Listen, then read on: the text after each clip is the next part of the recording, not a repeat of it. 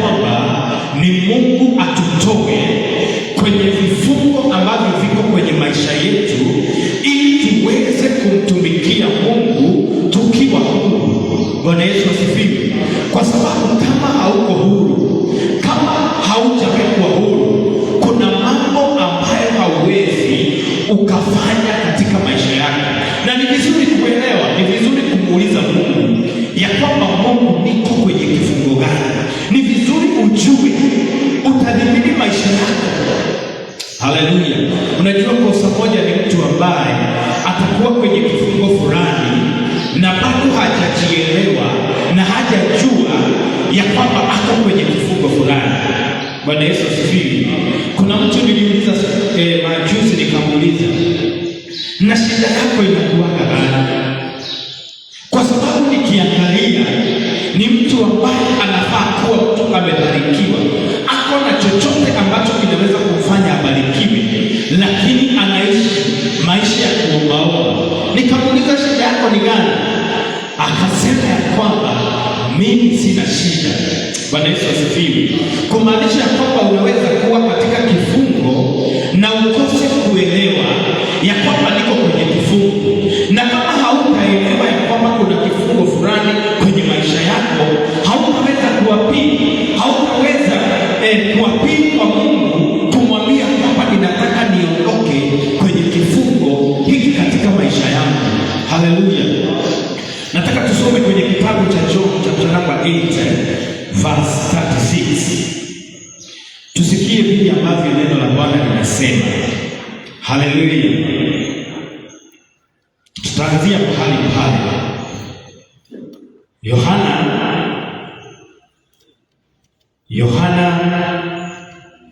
8 mstari wake tutasoma wa 36. Tusikie Biblia inasema namna gani.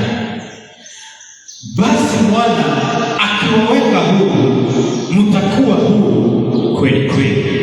Bwana Yesu asifiwe. Ati ya kwamba Yesu akiwaweka huru, Yesu akikutoa kwenye kifungo, anakutoa kabisa.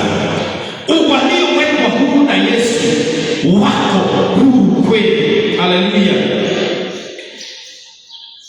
Waliowekwa huru na Yesu, ati basi Mwana akiwaweka huru, mtakuwa huru kweli.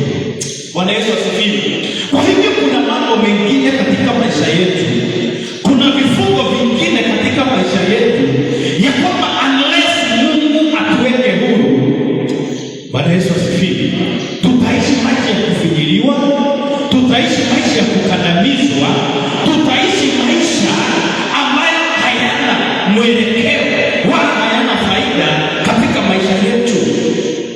Jina la Bwana lisifiwe. Siku moja nilitembea huko nyumbani, mahali ambapo nimezaliwa, na nikapatana na kijana mmoja ambaye walisoma na ndugu yangu yule ambaye nimefuata. Na nilipokutana na yule kijana, nikapata ni saa 7 amevaa gumboots. Saa 7 amevaa gumboots.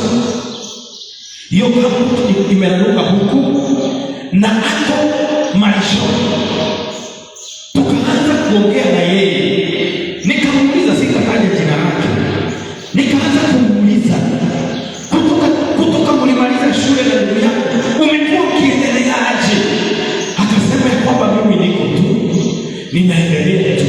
Nikamuuliza, hizi ng'ombe ni zako? Akaniambia si zangu. Bwana Yesu asifiwe. Nikamuuliza, ni za nani? Akaniambia ni za baba. Nikamuuliza, hauna hata yako moja ambayo unachunga pamoja na ya baba? Akasema sina. Nikamuuliza, na ungetaka siku moja utoke kwenye maisha kama haya? Akasema ninaweza taka. Bwana Yesu asifiwe. Lakini nikajiuliza, nikamuuliza, ulioa? Sijawahi kuoa. Una dalili za kuoa? Sina dalili za kuoa. Bwana Yesu asifiwe. Nikaona mtu aliyecheleweshwa mambo fulani. Nikaona mtu aliyekandamizwa katika maisha yake. Nikaona mtu anayehitaji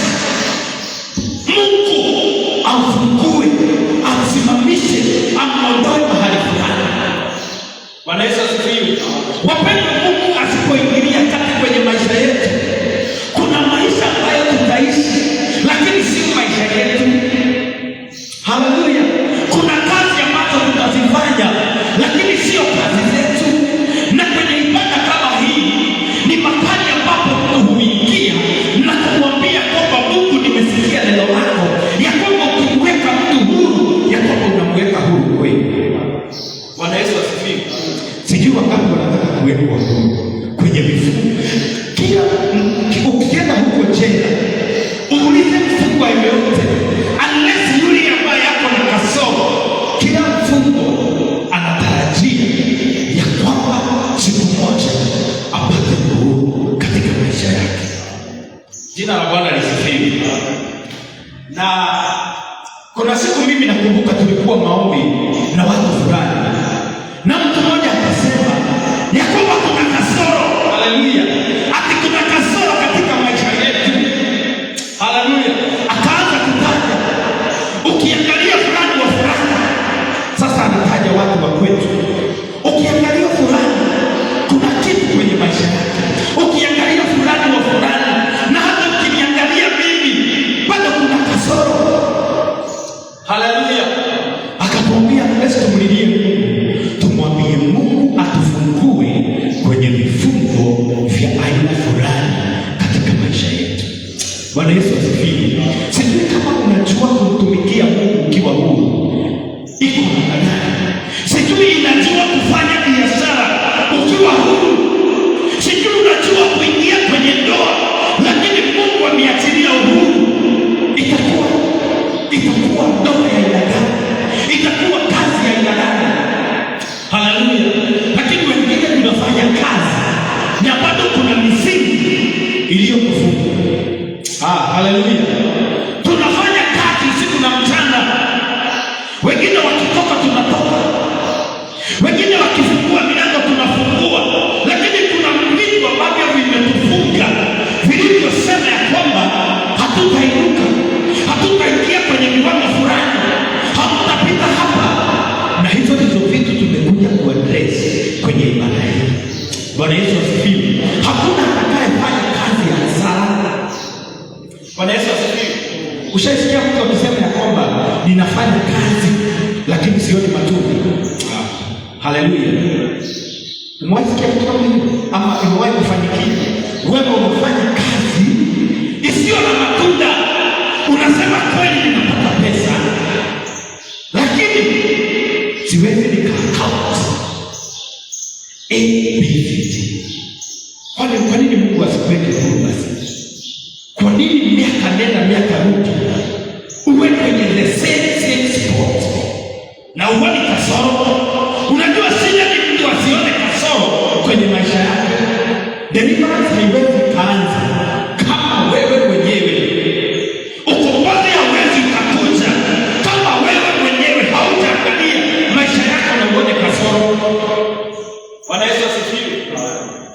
Yule mtu niliyemuuliza shida ya maisha yako ni gani, aliniambia disturbed mind. Haleluya. Aliniambia kizungu, shida yako ni gani wewe? Ni nini huwa inakusumbua? Akaniambia disturbed mind. Haleluya. Disturbed mind ni akili iliyovurugika. Akaniambia ni akili iliyovurugika. Hiyo ndio shida yangu. Nikipata Mungu mtu anisaidie, akili yangu irudi, nitakuwa mtu soba, nitakuwa mtu sawa, nitafanya vitu kama watu wengine. Bwana Yesu asifiwe. Wakati wanasikia kama wanataka deliverance kidogo. Haleluya. Haya, wewe usidhani ya deliverance kutolewa mapepo tu. Unajua kuna watu wanafikiria ukombozi ni kutolewa mapepo tu. Haleluya. Na hata kama iko pia inaweza kufanya nini? Bwana Yesu asifiwe.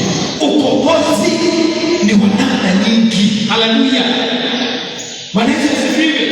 Kuna mipaka ambayo husimama hata katika familia, lakini siku hii ya leo tutaiaddress katika jina la Yesu. Hebu tusome kwenye kitabu cha Marko hapo ndipo. Haleluya. Kitabu cha Marko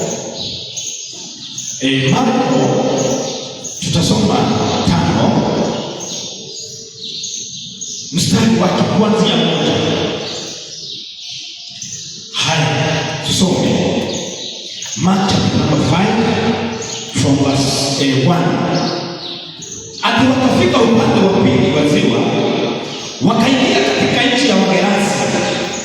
Yesu alipotoka kwenye mashua, mara mtu mmoja mwenye pepo mchafu akatoka makaburini, akakutana naye. Mtu huyu aliishi makaburini, wala hakuna aliyeweza kumzuia hata kwa kufunga minyororo, kwa kuwa mara kwa mara alikuwa amefungwa minyororo mikononi na miguuni. Lakini akaikata hiyo minyororo na kuzivunja zile pingu miguuni mwake. Hapakuwa na mtu yeyote aliyekuwa na nguvu za kumzuia. Usiku na mchana alikuwa makaburini na mlimani, akipiga kelele na kujikatakata kwa mawe. Alipomwona Yesu kwa mbali, akamkimbilia, akapiga magoti mbele yake, akapiga kelele kwa nguvu akisema, una nini nami Yesu, mwana wa Mungu aliye juu sana? Nakusihi kwa jina la Mungu usinitese. Kwa kuwa Yesu alikuwa amemwambia, mtoke mtu huyu, wewe pepo mchafu. Yesu akamuuliza, jina lako ni nani? Akamjibu, jina langu ni Legioni, kwa kuwa tuko wengi. Akamsihi Yesu sana asiwapeleke nje ya nchi ile. Bwana Yesu asifiwe. Haleluya. Biblia inazungumza kuhusu mtu mmoja wa nchi ya Wagerasi. Haleluya. Biblia inasema ya kwamba yule mtu nadhani alizaliwa akiwa labda akiwa sawa, alizaliwa labda kama mtu kama ile mwingine, lakini katika maisha yake yule mtu wa ile nchi kukawa na kitu kilichotokea kikayafanya maisha yake kuchukua mkondo mwingine tofauti na watu wengine. Jina la Bwana lisifiwe. Biblia inasema ya kwamba ati yule mtu alikuwa akiishi kwenye nini? Kwenye makaburi. Haleluya. Just imagine mtu ambaye ako hai, mtu ambaye ako na uhai ndani yake, lakini maisha yake yamechukuliwa, yamewekwa mahali ambapo hakuna uhai. Bwana Yesu asifiwe. Unajua, kwa kawaida sio rahisi akusikie mtu anaishi makaburini. Bwana Yesu asifiwe. Mtu akiwa na akili zake timamu, mtu akiwa hayuko kwenye vifungo, kuna maisha hawezi akaishi. Biblia inasema ya kwamba yule mtu tofauti na kuwa hai, lakini Biblia inasema ya kwamba aishi katikati ya watu waliokufa. Haleluya. Imagine mtu ambaye anafanya kazi iliyokufa. Imagine mtu ambaye ako kwenye ndoa, lakini ndoa imekufa. Bwana Yesu asifiwe. Imagine mtu ako kwenye maisha ya kawaida tunamuona, lakini ukifuatafuata vizuri anaishi katikati ya wafu. Bwana Yesu asifiwe. Na Mungu asipoingilia kati ya kuone, akutoe katikati ya wafu, maana hiyo sio maisha yako. Bwana Yesu asifiwe. Mungu asipokuona, Mungu asipokuhurumia, akate minyororo fulani kwenye maisha yako, utateseka. Bwana Yesu asifiwe. Makaburini ni mahali pabaya, ni mahali ambapo mtu wa kawaida hawezi akaishi. Haleluya. Sasa sikia, Biblia inasema ya kwamba mtu huyu alikuwa anafungwa na minyororo katikati ya wafu kwenye makaburi. Haleluya. Hata baada ya yeye anakuwa kwenye makaburi, kuna watu walisema ya kwamba huyu mtu hatumtaki tena. Haleluya. Huyu mtu si wa kiwango chetu, huyu mtu si wa wakafungua nyororo. Haleluya. Wakasema unaona huyu kwake ni wapi? Haleluya. Mimi namuomba Mungu atusaidie siku hii. Kuna maisha lazima tutoke. Haleluya. Na inawezekana kuna mtu huwa analala mkaburini hapa. Sisemi huko, nasema kwamba kuna mtu anaweza kuja hapa aabudu vizuri, lakini maisha yake yamejaa na vitu vilivyo. Wanaweza kusifiwa. Halo? Wanaweza kusifiwa. Kuna mtu anaweza akakaa hapa, lakini watoto wake wanakaa makaburini. Kuna mtu anaweza kuja ukaruke hapa, lakini kuna vitu vyake vilivyo kwenye makaburi. Kuna vitu vimekosa uhai kabisa katika maisha yake. Sikia. Ati walikuwa wanamweka minyororo, lakini yule mtu kuna kitu walikuwa anafanya. Baada ya wao kuweka minyororo, ati alikuwa anakata ile. Halo? Lakini hata baada ya kukata minyororo, hakutoka kwenye maeneo ya watu waliokufa. Jina la Bwana lisifiwe. Amen. The Bible says ya kwamba ukombozi kutoka kwa Mungu. Deliverance comes from the Lord. Jina la Bwana lisifiwe.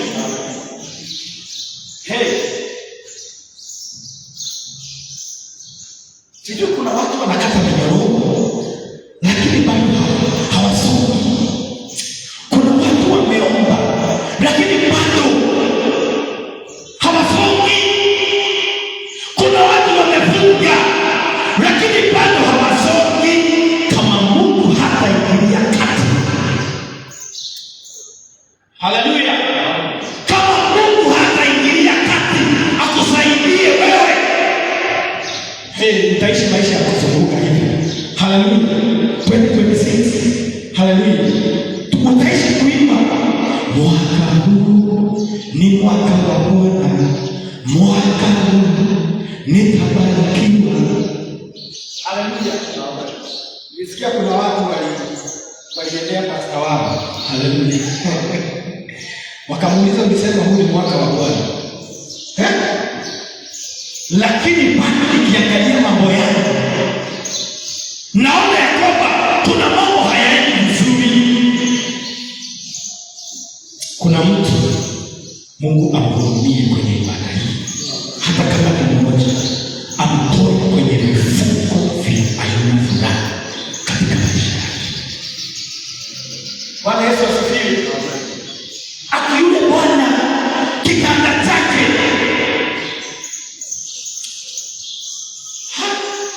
haleluya. Na mimi nakataa maisha ya vitu ambavyo havina uhai. Maisha ya vitu ambavyo havina uhai ninaikataa katika maisha yako.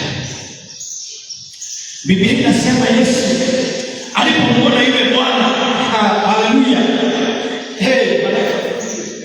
alimuuliza jina, haleluya, alimuuliza unaitwa nani?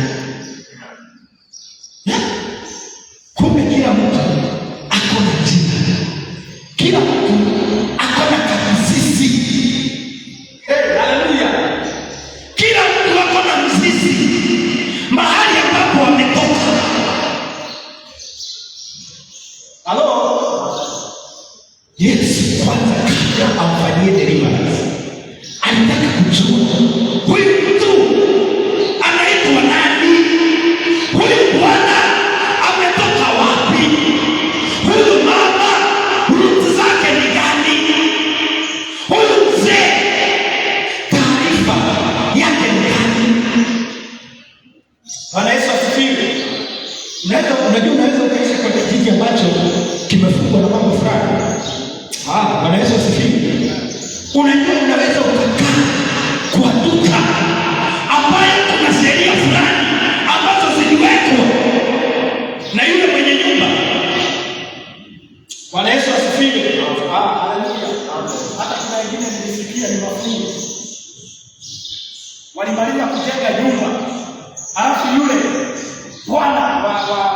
wa ile mwenye alikuwa anajengewa ile nyumba hakuwa lipa. Wale mafundi tu wakasimama wakasema ya kwamba hizi nyumba ambazo tumejenga ambazo unasema ni za biashara hazitawahi kumsaidia. Haleluya. Alafu Jona anakuja anaingia kwenye ile duka, haleluya, ambayo hajajua misingi yake ni gani, hajajua maneno yake ni gani. Haleluya.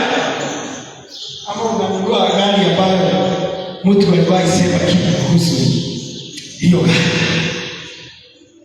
Bwana Yesu asifiwe. Alafu unajipata ya kwamba unajaribu unashindwa. Haleluya. Kuna duka moja hapa Kigori, mke wako aliniambia, haleluya, ati hiyo duka, haleluya, pia aliniambia hiyo duka kama haitapata mtu ambaye anajuana na Mungu, aelewe, aitolee kitu, hakuna mwenye atakaa kwa hiyo duka. Kamuuliza kwa nini? Haleluya. Ndio akaanza kunihesabia. Akaniambia mtu fulani aliingia kwenye hii duka. Bwana Yesu asifiwe. Akakuja na nguvu za ajabu mpaka akawashtua watu.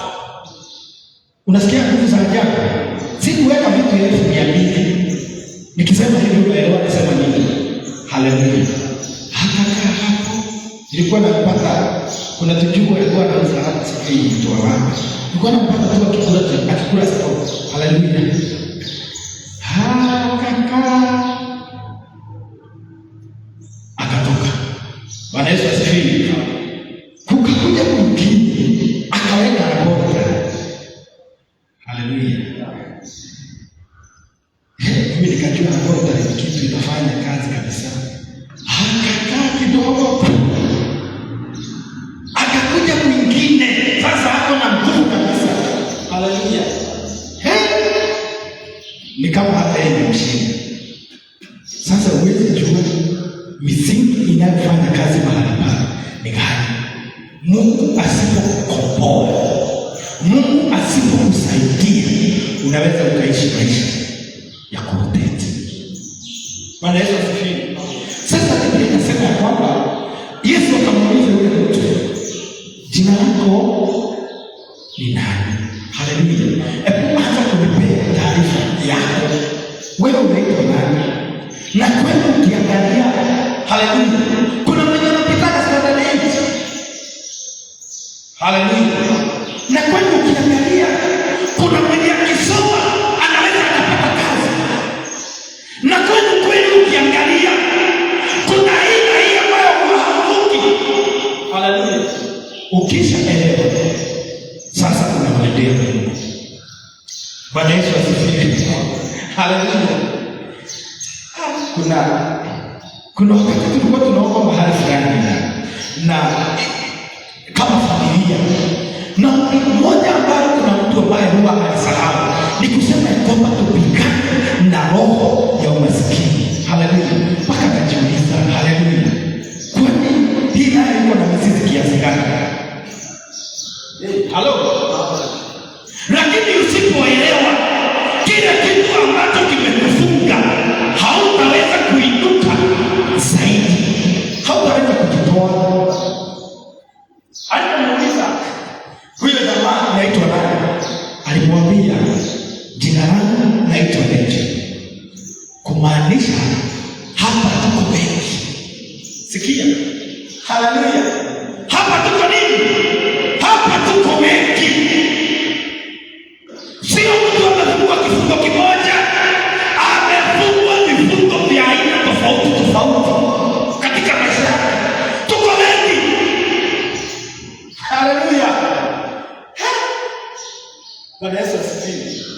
Kwa hivyo kuna mambo mengi yanaweza kuzuia watu. Kuna mambo mengi yanaweza kufunga watu.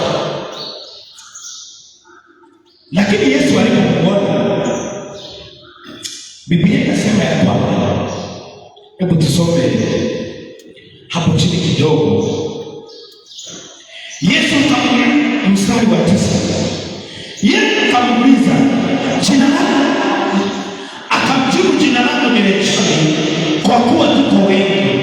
Akamsihi Yesu sana asiwapeleke nje ya nchi ile. Haleluya! Sikia, huyu mtu amesema kwamba kuna vifungo vingi vimemfunga, mapepo yaliyokuwa ndani yake ni mengi. Lakini sikia, mapepo yanasema ya kwamba usitutoe, usitupeleke wapi? Haleluya! Mstari wa 9, jamani, umesikia vile umesema ya kwamba akamjibu, jina langu ni Legioni, kwa kuwa tuko wengi. Akamsihi Yesu sana asiwapeleke nje ya nchi ile. Nchi ile mnajua inaitwaje? Tumeisoma hapo juu. Haleluya! Yaani kuna vifungo ambavyo vimefunga mtu na hataki kutoka kwenye maendeleo. Kwa sababu gani? Zinataka zitawale maeneo. Zikitoka huyu ziingie vingine. Hata kama huyu amefunguliwa, tutafute mtoto wake sasa. Kama mtoto wake amefunguliwa, tafuta ndugu yake mkubwa. Kama ndugu yake mkubwa ako sawa, tafuta yule mdogo. Jina la Bwana lisifiwe. Nakwambia kuna mapepo hayatakai kutoka kwenye territory. Haleluya! Na kama wewe haija kupinga, inapinga ndugu yako. Na kama haipingi ndugu yako, inapinga mama yako. Kama haipingi mama yako, inapinga baba yako. Bwana Yesu asifiwe. Lakini asubuhi hii ya leo tunamwambia Mungu aingilie kati kwenye maisha yetu. Mimi nataka kutoka kwenye vifungo, maana sitaweza kumtumikia Mungu nikiwa siku wiki mzima sijauza hata kitu kwa duka yangu. Bwana Yesu asifiwe. Nitamtumikiaje Mungu vizuri nikiwa huru? Na kuna mambo ambayo hayaendi vizuri kwenye maisha yangu, lazima nimwombe Mungu aniweke huru. Ngapi wanataka kuwekwa huru? Unajua maskini ni kifungo. Unajua maskini ni kifungo. Bwana Yesu asifiwe.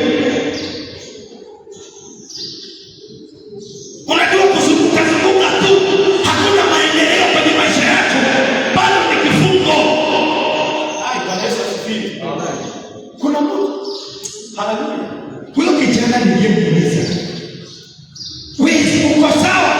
Nilimuuliza kwa kitu, wewe sawa? Akasema ni sawa. Bwana Yesu asifiwe. Nikaanza kuhesabu miaka. Kabla wamalize class 8 na ndugu yangu, mpaka leo ni miaka mingapi huyo mtu hajajua mahali kwingine tofauti tu na mahali pale tu. Asubuhi ng'ombe, jioni ng'ombe. Na ukimuuliza uko sawa, anasema ni sawa, niko sawa. Bwana Yesu asifiwe. Kuna mambo mengine tutamwambia Mungu ya kwamba hatuko sawa. Bwana Yesu asifiwe. Kuna mambo lazima tumwambie Mungu sio sawa, sio sawa. Kuna kitu ambacho kiko na shida kwenye maisha yako. Haleluya. Biblia inasema ya kwamba Yesu alipofungua yule mtu akamwambia, enenda kwenu, enenda kwa watu wenu. Haleluya. Ukaseme kile ambacho Mungu amefanya. Bwana Yesu asifiwe. Kwa nini Yesu alimtuma kwa huyo jamaa? Alikuwa anataka afuate Yesu. Yesu akamkataza, akamwambia vile ambavyo nimekufanyia, enda ufanye nini kwenu, usinifuate.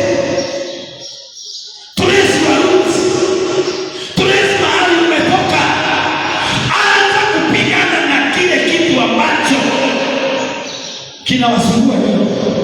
Bwana Yesu asifiwe. Unajua leo hii inawezekana ya kwamba ili damu ambayo uko nayo ndio tu inaweza ikaokoa mtu mwingine sababu gani? Muko kwa lineage nini? Muko kwa lineage moja. Bwana Yesu asifiwe. Na mimi huwa napigana na mambo na sheria ambazo zinawekwa kwenye familia. Kama mimi ni huyo ni mimi. Bwana Yesu asifiwe. Kwa sababu kuna deni tunaweza kuwa tunalipa ambayo si yetu. Na mimi si mama. Bwana Yesu asifiwe. Sasa Biblia inasema ya kwamba yule mtu akamwambia, ukisoma huko mbele,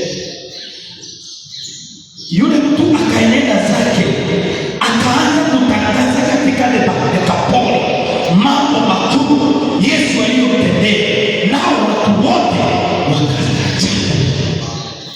Bwana Yesu asifiwe.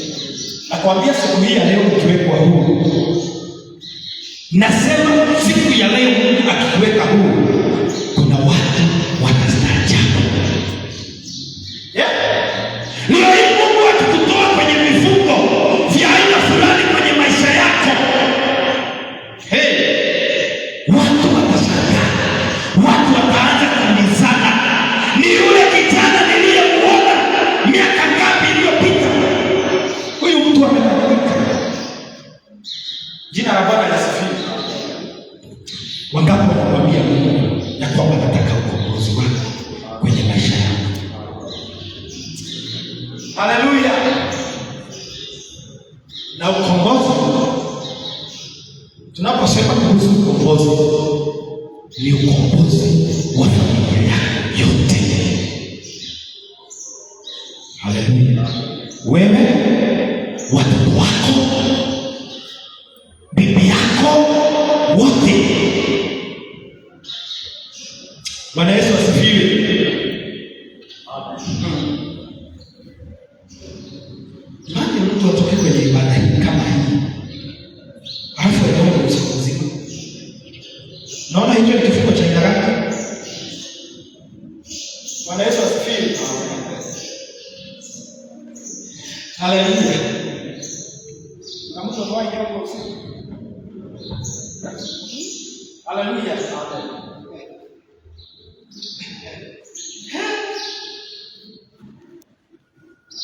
Na mimi nimewahi shuhudia mtu akisema ya kwamba mimi nanyongana, dada yangu pia ananyongana. Haleluya. Ndugu yangu pia ananyongana. Kwa hivyo wao kwenda kulala ni kibarua. Bwana Yesu asifiwe. Haleluya. Mungu asipoingilia kati, Mungu asipoingilia kati, siku hii ya leo tunamwambia Mungu afungue watu kwenye vifungo. Ukiwa kwenye kifungo hauna uhuru. Kuna mambo ambayo unataka kufanya na hautafanya. Nilisikia mtu mmoja amesema kwamba kuna mtu hata akipewa miaka 500 kutoka sasa mahali huko hana waita. Mimi nikashtuka. Jasiri, wewe shtuka. Kuna mtu akiongezwa miaka nyingine sasa kuanzia hapa huko 500.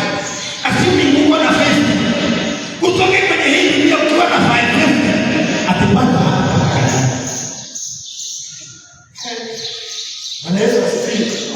Kuna mtu akiongezwa miaka 1000 kwenye hii dunia akuna kitu hapa. Bwana Yesu asifiwe. Si Mungu atutoe kwenye njia za aina fulani. Nikajiuliza, naweza kuwa huyo mtu? Hello? Naweza kuwa huyo mtu? Atiniteseke miaka 500. Nitoke kwenye hii dunia kama mtu wa kawaida. Lazima nimuite Mungu, nimwambie Mungu, ninaondoa vifungo vya aina fulani kwenye maisha yako. Na kuna mtu ukimpatia miaka 10 tu,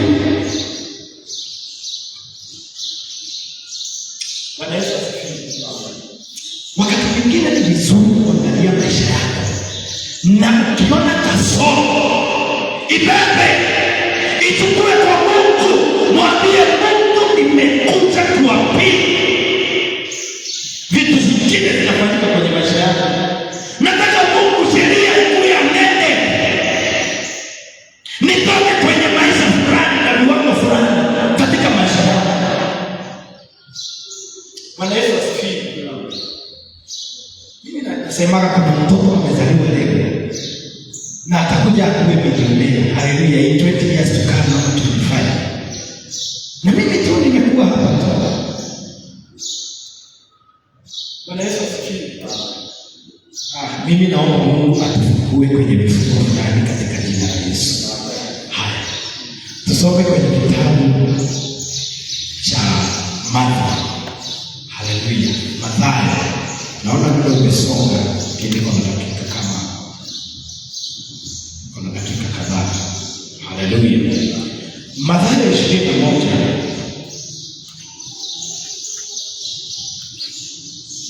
Mathayo 21.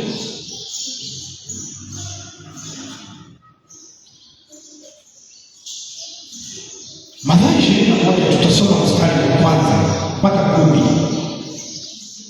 Walipokaribia Yerusalemu wakafika Bethfage katika mlima wa Mizeituni, ndipo Yesu akawatuma wanafunzi wake wawili, akawaambia, nendeni katika kijiji kilichoko mbele yenu, nanyi mtamkuta punda amefungwa hapo na mwanapunda pamoja naye. Wafungueni na mniletee. Kama mtu yeyote akiwasemesha lolote, mwambieni kwamba Bwana ana haja nao, naye atawaruhusu muwalete mara. Haya yalitukia ili litimie lile neno lililonenwa na nabii akisema, mwambieni binti Sayuni, tazama mfalme wako anakuja kwako, ni mnyenyekevu, naye akipanda punda juu ya mwanapunda, mtoto wa punda. Wale wanafunzi wakaenda wakafanya kama Yesu alivyokuwa amewaagiza. Wakamleta yule punda na mwanapunda, nao wakatandika mavazi.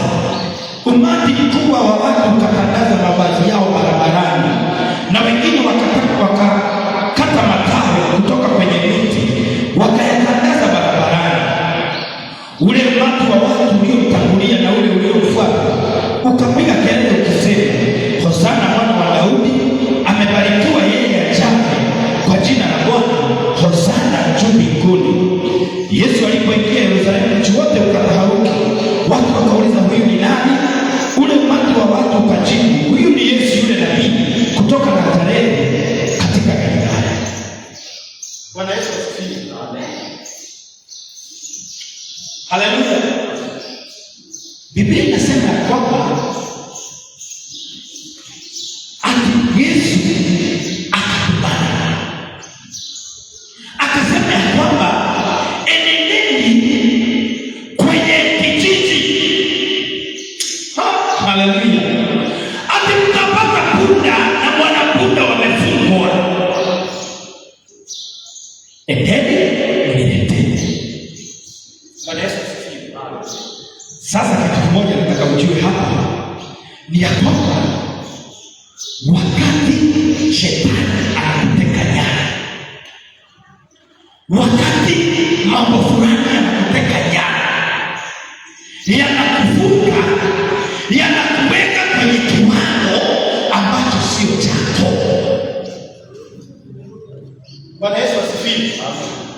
Yule bwana aliyekuwa na zile punda alikuwa Bwana Yesu asifiwe. Biblia inasema kwamba alikuwa amezifunga, kumaanisha kwamba yeye mwenyewe angezitawala vile ambavyo angetaka. Bwana Yesu asifiwe. Punda ikiwa imefungwa na walikuwa wamefunga punda, walifunga mama na mtoto. Bwana Yesu asifiwe. Yule bwana aliwafunga wakule tu mahali ambapo yeye anataka, akuje kuwatoa wakati yeye anataka, awapeleke tena malishoni wakati anataka. Bwana Yesu asifiwe. Biblia inasema Yesu akatumana, na wakati Yesu alitumana akawaambia, if anything, chochote kitokee, yule Bwana aulize, kwa nini mnataka kufungua huyu? Bwana Yesu asifiwe. Kwa nini mnataka kufungua huyu? Bwana Yesu asifiwe. Anytime Mungu anataka kukomboa watu, lazima kuwe na objection. Wakati wowote ambapo Mungu anataka kukutoa kwenye jela, lazima kuwe na objection, lazima kuwe na pingamizi. Sasa Biblia inasema ya kwamba in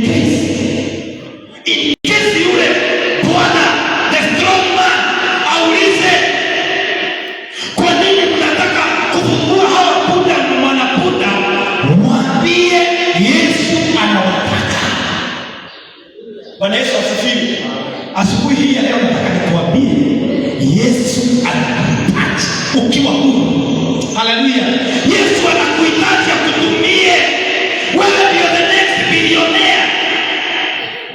Haleluya. Lakini bado umefungwa wapi? Bwana Yesu asifiwe. Kitu kibaya kutosheka na kile kiwango ambacho. Sasa Biblia inasema ya kwamba Yesu akamwambia, atakapoongezeka, atakaye simama kupinga uamuzi wa Mungu, mwambie Yesu ametuma. Bwana Yesu asifiwe. Wewe unajua unaweza kuwa tabu na unalipa mshahara ya ushauri. Wewe Bwana Yesu asifiwe. Unaweza kuwa tabu na unavaa skati ya ushauri. Watu wanaelewa vile nataka kumaanisha. Bwana Yesu asifiwe. Unaweza sema mimi niko tabu. Haleluya. Na wewe unakulala kama watu wa. Haleluya. Sasa yule punda na mwana wa punda, destiny yao, hatima yao haikuwa wakala mshahara. Haleluya. Walikuwa punda wa jinsi. Bwana Yesu asifiwe. Walikuwa watu watao, lakini hiyo maisha walikuwa wanaishi ya ushauri. Bwana Yesu asifiwe. Mimi nataka kukula chakula ya watu wakubwa. Mimi nataka. Haleluya. Najua kuna wakati kuna tabia ya ushauri. Usinajua hiyo. Na unajua mimi nikitoka ushauri sikuwa nimeonaga samaki. Haleluya. Sasa mtu mmoja vile alinipeleka hoteli kubwa, nikashindwa nitakula hii kitu nitakula namna gani. Haleluya. Lakini kwa sababu ya tabia ya ushauri, hata kabla ya kungoja nione vile watu wakubwa wanakula. Haleluya. Mimi nikachukua fork. Haleluya. Nikadunga yote. Nikaishikia hapa. Na kikombe cha chai hapa. Yule mtu alikuwa na yaka niambia. Haleluya. Tulikenda Biblia. Haleluya. Unajua msoma nini? Utanilisha. Siku utanilisha. Ila shida ni kumbe ni tabia ya ushauri kuleta wapi? Na sasa kuna watu wako tawa. Haleluya. Bwana Yesu asifiwe. Lakini zile vitu wanafanya. Bado ushauri kabisa. Kuna watu wameokoka, lakini ile maisha wanaishi. Bwana Yesu asifiwe. Ni maisha tu ya watu wa huko. Haleluya. Kuna watu wameajiriwa tao. Unajua pesa ya ushauri akitao ni wewe kazi. Wangapi unajua ile? Pesa ya ushauri kweli. Haleluya. Unajua ushauri ukiwa na 500, wewe ndiye soko wa hii. Si ndio? Ukikuja tao 500 Bwana Yesu asifiwe. Ulipe kanjo, toilet, 20 bob. Haleluya. Umebaki na 480. Bwana Yesu asifiwe. Sasa hiyo punda na wanapunda walikuwa hivi. Destiny yao inasoma. Ukienda hapo chini Biblia inasema ya kwamba hadi itafanyika hivyo kama ilivyokuwa imetabiriwa. Ni kitu already ilikuwa imetabiriwa. Bwana Yesu asifiwe. Wewe unakwenda mbali, lakini adui anafanya nini? Bwana Yesu asifiwe. Wewe ni mkubwa. Wewe ni wa kumiliki vitu vikubwa vikubwa. Lakini shetani anakuonyesha kwamba wewe huwezi pita hapa. Bwana Yesu asifiwe. Nilisikia mtu mmoja amepewa 1,000. Alipatiwa 1,000 na mtu. Shika hii 1,000 wewe ukunywe chai. Akamuuliza, "Ojo, uniue?" Unanipatia 1,000. Unanipatia 1,000 uniue? Uniue? Akakataa hiyo. Akakataa hiyo pesa. Anauliza uniue. Watu wameniulia nini sasa? Shika 1,000 yeye anajua hii ni pesa kubwa kuliko yote. Anaweza akafanya vitu kwenye hii dunia mpaka iwe. Shetani amekuweka kwenye hilo kiwango. Amekuweka kwenye ile lengo. Na Mungu asipomsaidia atakufa mtu wa kile kiwango. Bwana Yesu asifiwe. Sema leo ninaondoka kwenye maeneo yangu. Ninaondoka kwa kile kifungo ambacho adui amenifunga. Bwana Yesu asifiwe. Kuna mtu ukimwambia hapo utanunua Prado, atapinga. Asipenda kwake ni kile kifungo kwacho. Bwana Yesu asifiwe. Biblia inasema kwamba Yesu akasema, wakiuliza sema ni nini imetuma. Bwana Yesu asifiwe. Biblia inasema ya kwamba walipofunguliwa yule punda na mwana wake walipofunguliwa.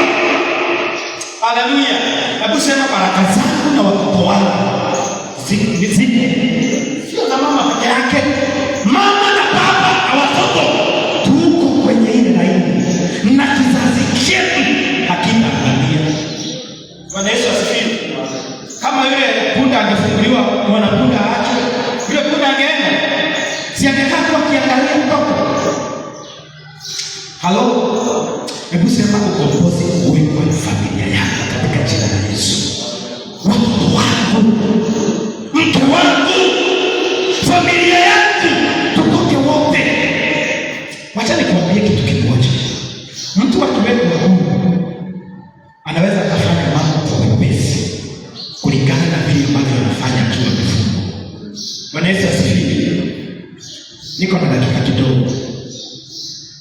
Hebu leo nikuulize. Ukichukua samaki, umweke pale mlango, mwambie sahihi, umweke kwa ule mlango, mwambie atoke hapo mpaka hapo.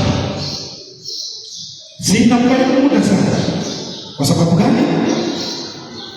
Hayuko kwa sehemu yake. Ni ukweli.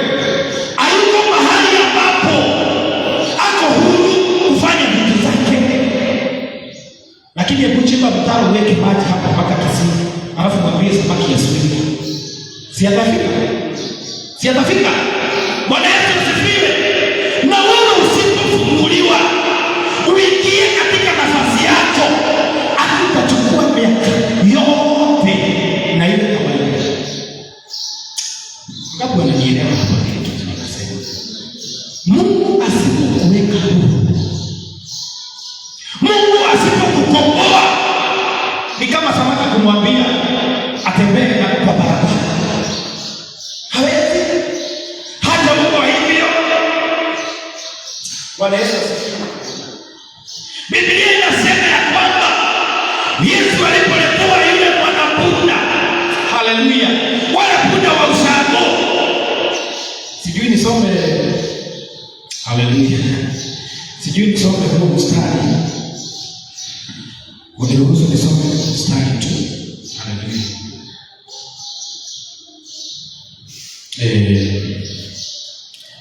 Haleluya. Ambia Mungu akusaidie katika jina la Yesu. Ambia Mungu akusaidie siku hii ya leo ya kwamba Mungu akukomboe katika jina la Yesu. Haleluya. Biblia inasema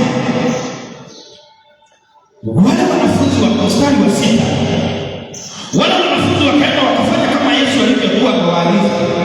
Wakamleta yule punda na mwanapunda, nao wakatandika mavazi yao juu ya hao punda, naye Yesu akaketi juu yake. Umati mkubwa wa watu ukatandaza mavazi yao barabarani, na wengine wakakata matawi kutoka kwenye miti wakayatandaza barabarani.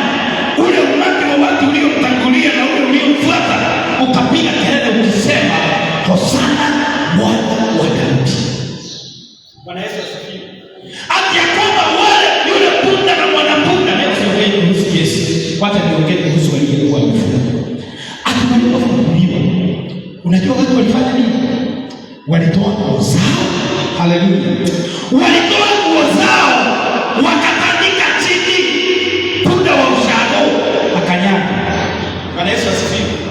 Majuzi ungeona huyo punda akijaribu kukanyaga nguo ya mtu. Haleluya, ni mawe. Lakini kwa sababu amefunguliwa. Bwana Yesu asifiwe. Wacha nikuambie, Mungu akituweka huru, Mungu akitufungua na vifungo kwenye maisha yetu, Bwana Yesu asifiwe, unaweza ukakaa na watu wako. Haleluya. Unajua kuna mikutano unaweza enda uambiwe, haleluya, wewe umepewa baraka kuingia hapa, lakini si hata nikupenda, ni vifungo ambavyo utakuwa wewe ni wa ushago au unakuja kufanya nini? Haleluya. Lakini Mungu akikutoa kwenye vifungo kwenye maisha yako, oh haleluya, wale waliosema kuiputa asifunguliwe, wao sasa wataweka nguo zao chini kanyani. Kuna mtu mmoja hapa amewekewa kabla. Haleluya. Wakati wa mmoja enda mahali wakaweka wakapeti wakanyaga. Halo, tuko na wakati? Bwana Yesu asifiwe. Na kweli kabisa, natoka kwa hii dunia kabisa haujawekewa kabla. Kwa nini? Bwana Yesu asifiwe. Wengine wanasema sio. Haleluya. Ora mimi nimekula na nimekunywa, nimepata ya kufaa. Hizo vitu vingine. Bwana Yesu asifiwe. Unataka hizo vitu vingine nani apate? Hata kuna watu huwa wanajicomfort. Kuna mtu alikuja kwa duka yangu ananiambia, usijali. Kile, umeifungiwa nyumba? Namwambia hapana. Umeishi kulipa duka? Hapana. Umeishi chakula? Hapana. Mnajisumbua na nini? Bwana Yesu asifiwe. Nikaona watu ambao wametosheka na kulipa nyumba na kukula chakula na kulipa duka. Haleluya. Ati nisijisumbue. Bwana Yesu asifiwe. Si Mungu atutoe kwenye jela fulani kwenye maisha yetu katika jina la Yesu. Amini Mungu ya kwamba akufungue, akuweke huru mwaka huu. Bwana Yesu asifiwe. Na wengine wanasema wanangoja watoto wao. Mtoto wangu amesoma yeye atakuja kunisaidia. Bwana Yesu asifiwe. Mimi ndiye nitakusaidia. Mimi. Inuka kwa miguu yako katika jina la Yesu.